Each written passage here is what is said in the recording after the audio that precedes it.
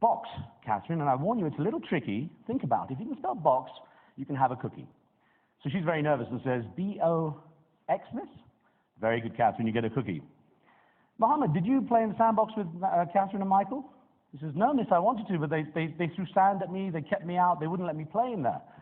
She said, Mohammed, that's blatant racial discrimination. If you can spell blatant racial discrimination. Now, fortunately, I know it's bad. Fortunately, times have changed a lot, and though we still have a long way to go, and we want to, of course, put education very high on the agenda to make sure that progress is made at the kind of rate we need to kind of achieve the goals that have been set. As I say, I'm very honored to have a distinguished panel. I'm going to kick off with a question to each person because it's very much a non-speech environment. It's very much active and participant.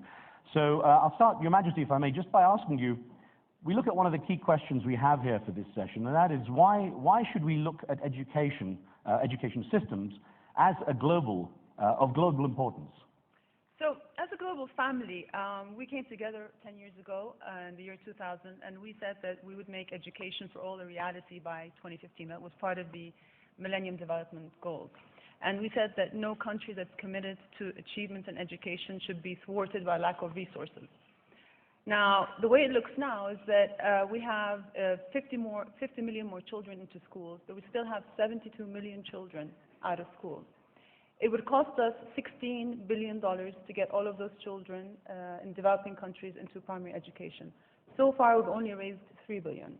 Now, when you think of $16 billion, it might sound like a lot, but if I put it into perspective, it is what the U.S. just committed to retraining and rearming the Afghan military and armed forces. It is half of what the United States consumers spent on online shopping just in the last holiday season. So it's very much within our reach.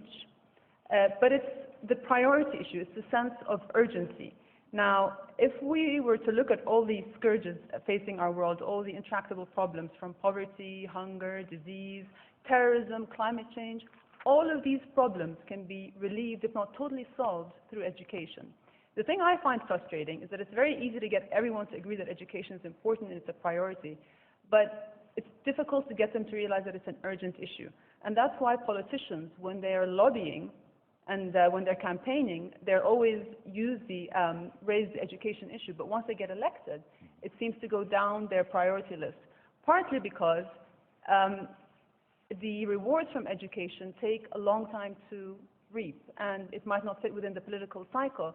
So the sense of urgency starts to go down. So it's really trying to say that actually education is, the lack of education is an unfolding crisis. It is an emergency. We've seen how economies have been able to move mountains of money to shore up their economies and only move molehills for education, and that needs to change. Now, of course, building awareness is crucial. But what's to stop everyone coming together in a session like this and saying, okay, we talked about education, great, go away and forget it. As you say, it drops down the list of priorities. So is the first step strengthening that awareness, making it very integral in everyone's priorities, or is it getting the resources? Well, you know, once you raise the awareness and move it up the global agenda, then it becomes easier to raise the resources because the resources are available. It's just making people realize that it is important. It is a matter of life and death.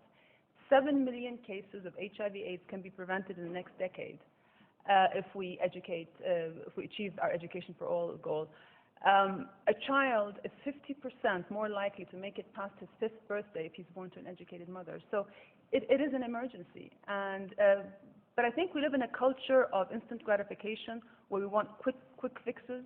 And education is really not a quick fix, it's a long-term solution, but it's one that's sustainable, it's one that lasts, and one that really works. So we just have to do the hard work of doing it right, even if that investment the returns on that investment take some time. So it's investing in the future. Now, John Chambers, having learned what Cisco can do, I'm a big fan. It's amazing what your company is up to. Where does that amazing technology and innovation that you're creating